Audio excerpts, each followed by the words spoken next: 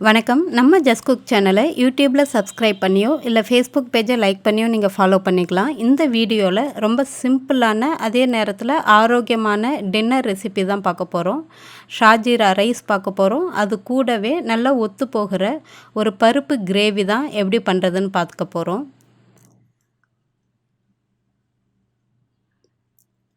First shahjeera rice எப்படி பண்ணுறதுன்னு பார்த்துடலாம். ஒரு கடாயில் 1 டேபிள் ஸ்பூன் அளவுக்கு நெய் சூடு பண்ணியிருக்கேன். நெய் சூடானதும் ஏலக்காய் 1 சேர்த்துருக்கேன். ஒரு சின்ன துண்டு பட்டை, 2 பிரியாணி இலை சேர்த்துக்கலாம்.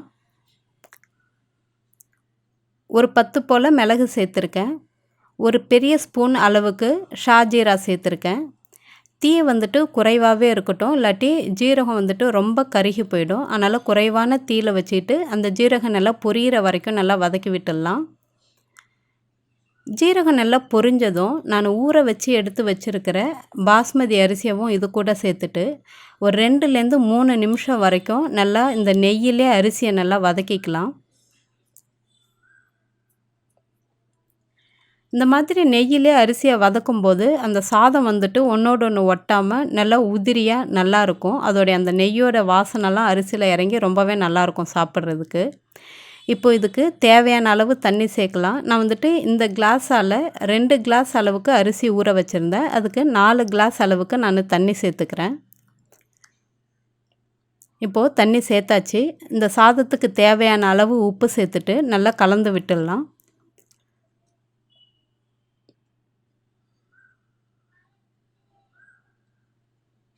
இது நல்லா கலந்ததும் கடாயை நல்லா மூடி போட்டுட்டு ஒரு மிதமான தீயில் வச்சுடுங்க. ஹை ஹீட்டில் வச்சிட்டிங்கன்னா தண்ணி டக்குன்னு குறைஞ்சிடும்.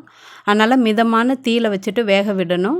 இந்த மாதிரி இடையில அரிசியை நல்லா கிளறி விட்டுடலாம் சாதத்தை. இப்போது சாதம் நல்லா எக்ஸ்பேண்ட் ஆகிருக்கு. இது தண்ணி நல்லா இன்னும் ட்ரை ஆகிற வரைக்கும் மீடியம் ஃப்ளேமில் இருக்கட்டும். இப்போ பார்த்தீங்கன்னா தண்ணி நல்லாவே குறைஞ்சி வந்துருச்சு. சாதமும் ஓரளவு முக்கால்வாசி நல்லாவே வெந்துருச்சு. இந்த டைமில் சாதத்தை நல்லா கிளறி விட்டுட்டு ஒரு 5லேருந்து 7 நிமிஷம் வரைக்கும் நல்லா சிம்மரில் வச்சுக்கணும். அதாவது லோ ஃப்ளேமில் வச்சுட்டு ஒரு 5லேருந்து 7 நிமிஷம் வரைக்கும் மூடி போட்டு வச்சிடலாம். இப்போது ஜீரா ரைஸ் தயாராகிடுச்சு. இதில் ஃப்ரெஷ்ஷாக அரிஞ்சு எடுத்துருக்கிற நம்ம கொத்தமல்லி இலையும் தூவிட்டு நல்லா கலந்து விட்டுட்டோம் அப்படின்னா ஷாஜீரா ரைஸ் ரொம்பவே சிம்பிளாக ரொம்ப டேஸ்டியாகவும் இருக்கும் சாப்பிட்றதுக்கு. அதுவும் அந்த தால் கூட வச்சு சாப்பிடும்போது ரொம்பவே நல்லாயிருக்கும். நம்ம உடம்புக்கும் ரொம்ப ஆரோக்கியமானதும் கூட. பெரியவங்கள்லாம் இந்த ஜீரா நிறையவே சேர்த்துக்கலாம், குழந்தைங்களுக்கும் கொடுக்கலாம். இப்போது ரெடி ஆகிடுச்சு. இது ஒரு மூடி போட்டுட்டு பக்கத்தில் எடுத்து வச்சிடலாம். அடுத்தது தால் ஃப்ரை எப்படி பண்ணுறதுன்னு பார்த்துடலாம்.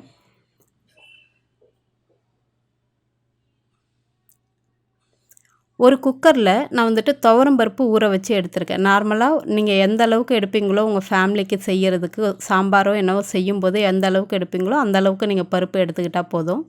அது கூடவே கொஞ்சமாக மஞ்சள் தூள் சேர்த்துட்டு தேவையான அளவு தண்ணீர் விட்டு ஒரு 3 விசில் வச்சுட்டு திரும்ப ஒரு 3 நிமிஷம் லோ ஃப்ளேமில் வச்சுட்டோம் அப்படின்னா பருப்பு நல்லா வெந்துடும்.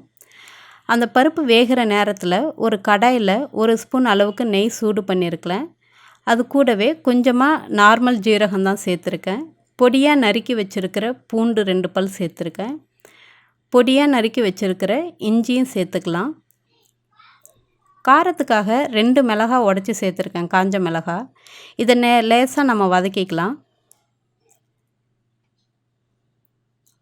பூண்டு இஞ்சிலாம் லேசாக வதங்கினதும் ஒரு மீடியம் சைஸ் வெங்காயம் பொடியாக நறுக்கி சேர்த்துட்டு இந்த வெங்காயம் நல்லா வதங்கி வர வரைக்கும் நல்லா வதக்கிக்கலாம். வெங்காயம் நல்லா வதங்கினதும் ஒரு மீடியம் சைஸ் தக்காளியை இது கூட சேர்த்துட்டு கொஞ்சமாக உப்பு சேர்த்துட்டு நல்லா வதக்கிக்கலாம்.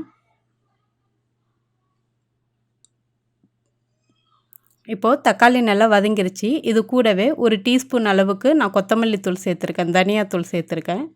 அதையும் வதக்கிட்டு நம்ம ஆல்ரெடி வேக வச்சுருக்கிற பருப்பு இருக்குது இல்லைங்களா, அதுவும் இந்த மாதிரி நல்லா குழஞ்சி நல்லா வெந்திருக்கு.